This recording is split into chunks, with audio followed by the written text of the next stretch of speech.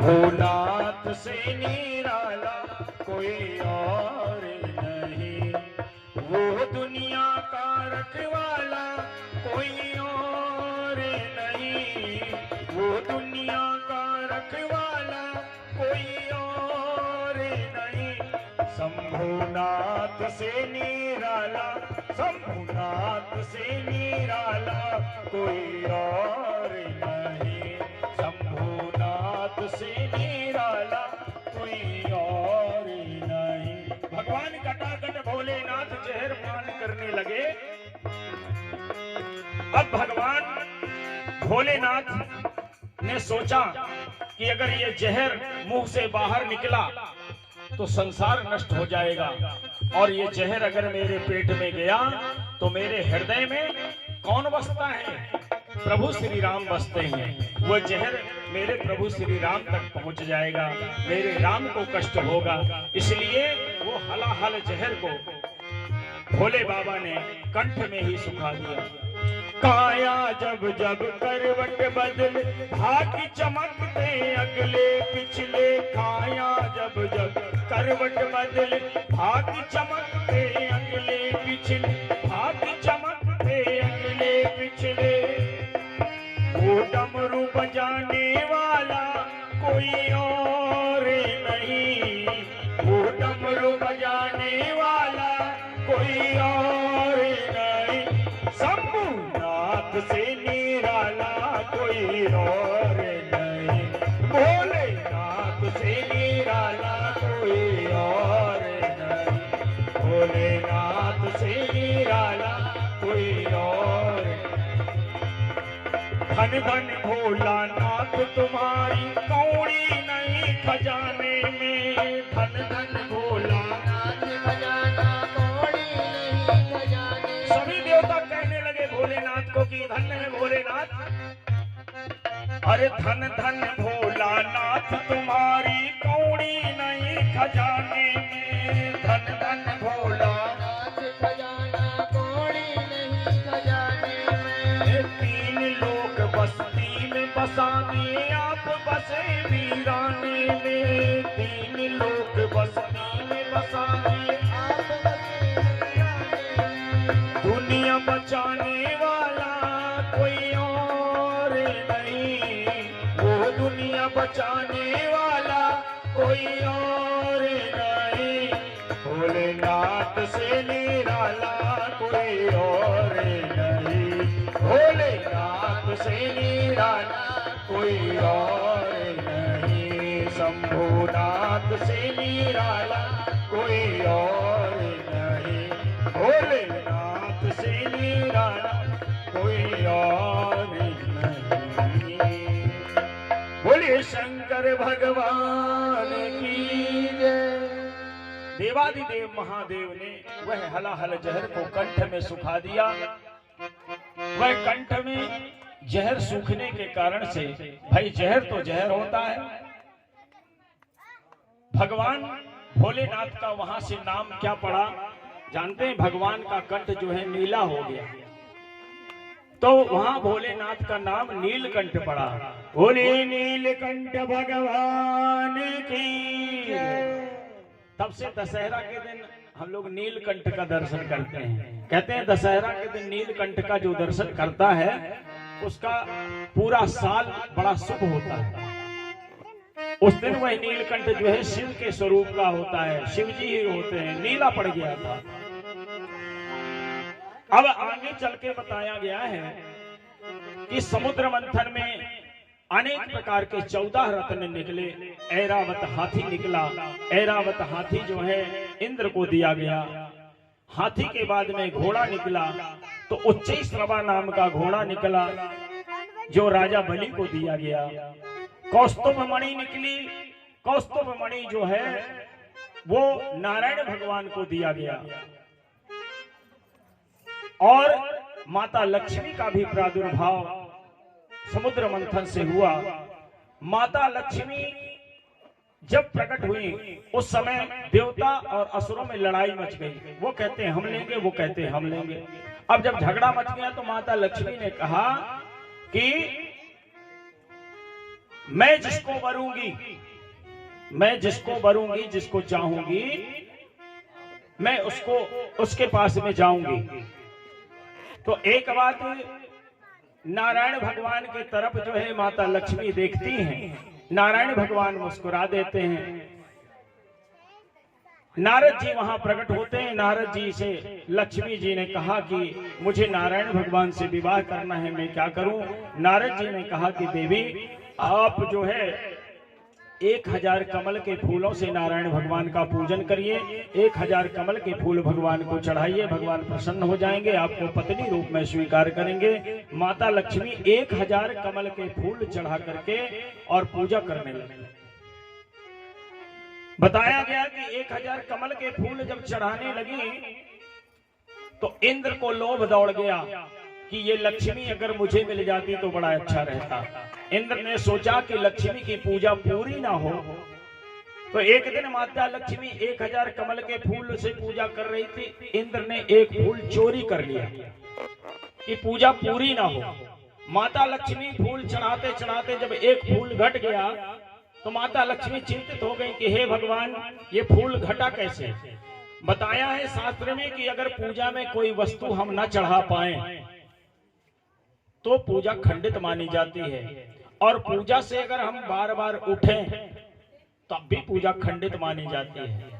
माता लक्ष्मी ने कहा अगर मैं जाती हूँ फिर से फूल लेने के लिए तो मेरी पूजा खंडित हो जाएगी, और अगर 1000 फूल का मैंने नियम बनाया है और फूल नहीं चढ़ाई तब भी खंडित हो जाएगी। हे भगवान मैं क्या करूं?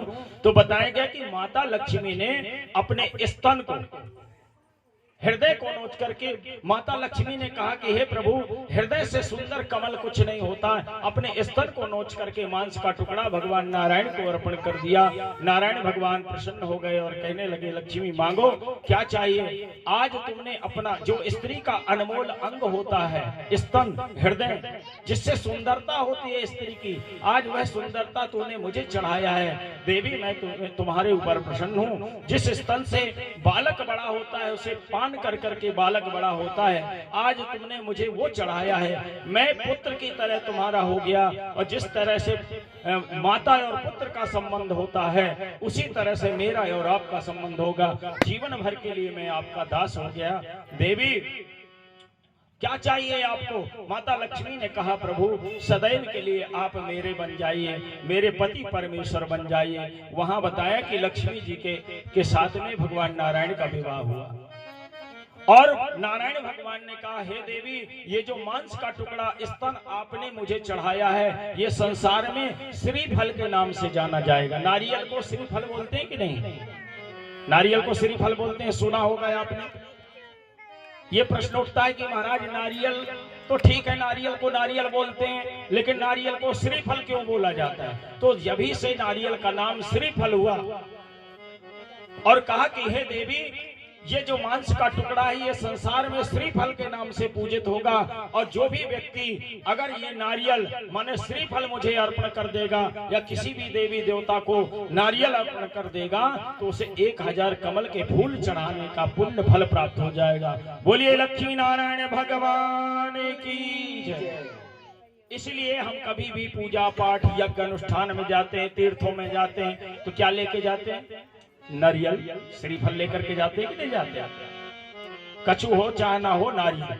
अगर आपके पास पूजा में कोई भी सामग्री ना हो तो आपने एक नारियल ले जाइए, आपको 1000 कमल के फूल चढ़ाने का पुण्य प्राप्त हो जाएगा, ऐसा शास्त्र कहते हैं। इसके बाद में समुद्र मंथन में अनेकों रत्न निकले, और लास्ट में बताया है कि अनेक रत्न निकलने के बाद में अमृत निकला। अमृत लेकर के धन्वंतरी भगवान प्रकट हुए, और अमृत का जब कलश निकला तो देवता असुर दोनों लड़ने लगे। वो बोले हम लेंगे, वो बोले हम लेंगे। बोले ऐसा करो झगड़ा मत करो। धन्वंतरी भगवान कहने लगे कि मैं सबको बराबर बराबर बांटूंगा, ना देवता लेंगे ना असुर लेंगे। एक काम करो एक लाइन से बैठ जाओ। सारे देवी देवता एक लाइन से बैठ गए। असुरों ने सोचा कहीं ऐसा ना हो कि हमारे साथ ये देवता चालाकी कर दें, तो असुर लोग जो है धन्वंतरी भगवान के पीछे दौड़ने लगे, बोले नहीं पहले हमको पिला दो, बाद में देवताओं को पिलाते रहना। धन्वंतरी भगवान कलश लेकर के फिर भागे। बताया गया कि देवता जब भाग रहे थे, धन्वंतरी भगवान भाग रहे थे, 4 जगह देवता असुरों ने धन्वंतरी भगवान को पकड़ा। 4 जगह कहां कहां? हरिद्वार, प्रयाग, उज्जैन और नासिक। 4 जगह अमृत की बूंदें गिरी। अमृत के कलश से 4 बूंदें छलक गई। ये 4 जगह पे पहली बूंद हरिद्वार, फिर दूसरी बूंद प्रयागराज, तीसरी बूंद उज्जैन में और चौथी बूंद नासिक में जाकर के गिरी। तभी से हर 12 वर्ष में महाकुंभ मेला लगता है। महाकुंभ गए होंगे आप लोगों में से, कई लोग गए होंगे। कुंभ का 12 वर्ष में कुंभ मेला लगता है। वो अमृत की बूंदें वहां गिरी थी, उसी समय से कुंभ मेला लगने लगा। बड़े बड़े संत लोग वह अमृत की बूंद खोजने के लिए जाते हैं उस समय पे।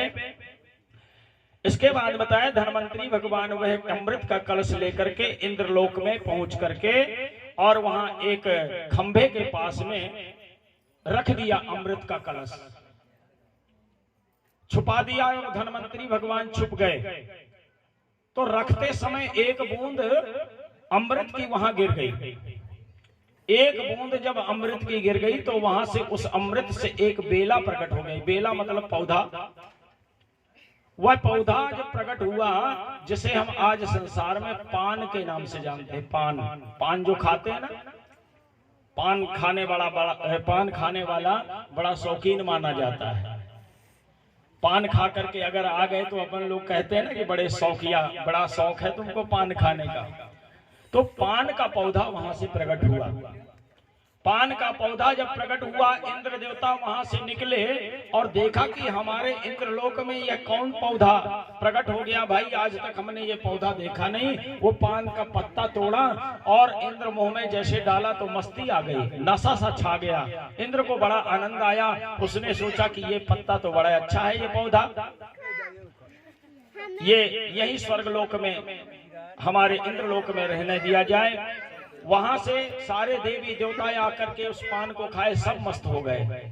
और बताया गया कि वहां से दरिद्रता देवी, माता लक्ष्मी की बहन दरिद्रता देवी भी निकली। उसने भी सोचा कि ये नया पौधा कौन सा है। नया पौधा देख करके दरिद्रता देवी ने पान के पत्ते को तोड़ा, तो डंठल में हाथ लगाया और पान की जो नोक होती है नोक को मुंह में डाला और वो भी खा करके मस्त हो गई। तो बताया है कि पान का जो डंठल होता है उसको काट के फेंक देना चाहिए, तोड़ के फेंक देना चाहिए, क्योंकि उसमें दरिद्रता का स्पर्श होता है। पान का डंठल और पान की आगे की नोक, पान की दुकान वाले अक्सर वैसे काट देते हैं, आप लोग भी अगर वो किया करें। कहते हैं अगर पान का डंठल और पान की नोक अगर लगातार 41 दिन तक खा लिया जाए तो उसको दरिद्र होने से कोई नहीं बचा सकता। ये भागवत महापुराण की कथा कहती है, बड़े बड़े ग्रंथ कहते हैं। तो कभी भी पान खाए तो पान का डंठल तोड़ दें, आगे की नोक तोड़ दें, ऐसा शास्त्र कहता है। आगे चल के बताया है कि वह अमृत कलश को लेकर के जब देवता और असुरों में लड़ाई होने लगी, वहां नारायण भगवान जो है मोहिनी का रूप धारण करते हैं। वहां भगवान नारायण का मोहिनी रूप अवतार होता है। बोलिए मोहिनी भगवान की जय। इतने सुंदर स्वरूप बन करके मोहिनी भगवान प्रकट हो जाते हैं, सुंदर स्त्री का रूप धारण कर लेते हैं और स्त्री का रूप धारण करके सभी देवताओं और असुरों को कहते हैं कि आप लोग लाइन से बैठो। सबको लाइन से बैठाल करके मोहिनी भगवान ने अपने योग बल से नारायण भगवान ने एक ही कलश में, उस अमृत के कलश में 2 भाग भर दिए। एक भाग में मदिरा भर दिया, एक भाग में अमृत भर दिया। और जब असुरों की बारी आती थी तो मोहिनी भगवान जो है मदिरा की तरफ घुमा देते। मदिरा माने शराब, वारुणी शराब की तरफ कलश घुमा देते थे। और जब देवताओं को देने का नंबर आता था तो अमृत घुमा देते, अमृत तरफ का सिस्टम खोल देते थे। यानी 2 in 1 वाला, एक घड़े में 2 सिस्टम, 2 in 1 था। तो एक जो है राक्षस देख रहा था, उसने देखा राहु नाम का जो राक्षस है वह देख रहा था कि ये गड़बड़ हो रहा है, अगर मैं हल्ला करूंगा तो कहीं ऐसा ना हो कि सब गड़बड़ होने लगे, सबको अमृत मिलना बंद हो जाए, मौके में फायदा मैं क्यों ना ले लूं। वह जो है सूर्य और चंद्रमा के बीच में छुप कर जाकर के बैठ गया। इंद्रदुम्न नाम का राक्षस था, वह जाकर के सूर्य चंद्र के बीच में छुप करके बैठ गया। सूर्य चंद्रमा जान गए कि ये राक्षस है, हमारी पंगत में बैठ गया, और भगवान सूर्य को अमृत पिला ही रहे थे, और सूर्य के बाद में उस राक्षस को अमृत पिला दिया। और जैसे अमृत पिला दिया तो उसी समय सूर्य और चंद्रमा दोनों ने हल्ला कर दिया, बोले महाराज ये जिसको आपने अमृत पिलाया ये देवता नहीं, ये असुर है, देवता का रूप बना करके बैठा है। उसी समय नारायण भगवान जो है अपना सुदर्शन चक्र प्रकट करके, और वह राक्षस का मस्तक, वह अमृत जो है बस धड़ से नीचे जाने ही वाला था, पेट में जाने ही वाला था, कि भगवान नारायण जो है सुदर्शन चक्र से उसकी गर्दन राम नाम सत्य कर दिए। उस राक्षस के दो भाग हुए, जो हम राहु और केतु, पंडित जी लोग चाहे जिसको लगा देते हैं। ब्राह्मण देवताओं के पास में जाइए, और जब भी कभी कोई परेशानी ग्रह दशा बिगड़ती है तो पंडित जी लोग यही कहते हैं, महाराज तुम्हारा शनि बिगड़ गया, तुम्हारा राहु खराब है, तुम्हारा केतु खराब है। दो भाग हो गए, तो राहु सिर माना गया, और जो धड़ था वो पूछ केतु माना गया। बताया गया कि सूर्य और चंद्रमा ने भगवान से चुगली किया था, जिसके कारण से वह राक्षस ने कहा, हे सूर्य और चंद्र तुमने हमारी चुगली किया, तुमने नारायण भगवान से हमारे शरीर के दो टुकड़े करवाए, समय आने दो, जब भी तुम मेरे नगर में मेरे रास्ते पे पड़ोगे तो हम तुम्हें जरूर बताएंगे, तुमसे बदला लेंगे, तुमको कच्चा खा जाएंगे। आज वही जब कभी हर साल में ग्रहण पड़ता है, सूर्य ग्रहण चंद्र ग्रहण पड़ता है, इस साल दिवाली के दिन भी है शायद ग्रहण, तो सूर्य ग्रहण चंद्र ग्रहण जब पड़ता है तो वही ग्रहण है। सूर्य जब राहु केतु के पास में, राहु केतु के गांव से रास्ते से गुजरता है सूर्य, क्योंकि सूर्य चंद्रमा और जितने भी ग्रह हैं ये पृथ्वी के चक्कर लगाते रहते हैं। तो जब सूर्य नारायण भगवान राहु और केतु के नगर में पहुंचते हैं तो वह असुर जो है सूर्य को ग्रास लेते हैं, पकड़ लेते हैं, उसी को बोलते हैं सूर्य ग्रहण। चंद्रमा को जब पकड़ते हैं तो बोलते हैं चंद्र ग्रहण, और बोलते खंड ग्रास, माने पकड़ता भरे, माने गांव से तो गुजरता है लेकिन थोड़ी दूरी पे रहता है, ढंग से नहीं पकड़ पाता है, तो उसको बोलते हैं खंड ग्रास। सूर्य ग्रहण खंड ग्रास माने थोड़ी सा असर रहेगा। इसके बाद समुद्र मंथन की कथाएं तो बहुत है, सुनाने की बहुत इच्छा होती है कि हम आपको बहुत अच्छी अच्छी और भी कथाएं सुनाएं, लेकिन समय का अभाव है, समय अपने पास कम है, कथाएं बहुत ज्यादा हैं। हमारे हिसाब से तो 14 दिन की भागवत होना चाहिए, 7 दिन की बंद होकर के अब 14 दिन की होना चाहिए। 14 दिन में जब हो तब फिर अच्छे से विस्तार से कथा सुना, क्योंकि 7 दिन का समय मिलता है, और उसमें भी 7 दिन में 3 घंटा ही कुल कथा करने को मिल रहा है। 3 घंटा भी कहाँ, 1 आध घंटा तो संगीत में भजन कीर्तन में निकल जाता है महाराज। अब 2 घंटा में कितनी कथा कर लें, लेकिन फिर भी प्रयास करते हैं कि आपको एक एक कथा श्रवण कराएं। समुद्र मंथन की कथा यहाँ संपन्न हुई, मोहिनी भगवान का अवतरण हुआ। इसके बाद में बताया है कि भगवान के अनेकों और रूप हुए हैं।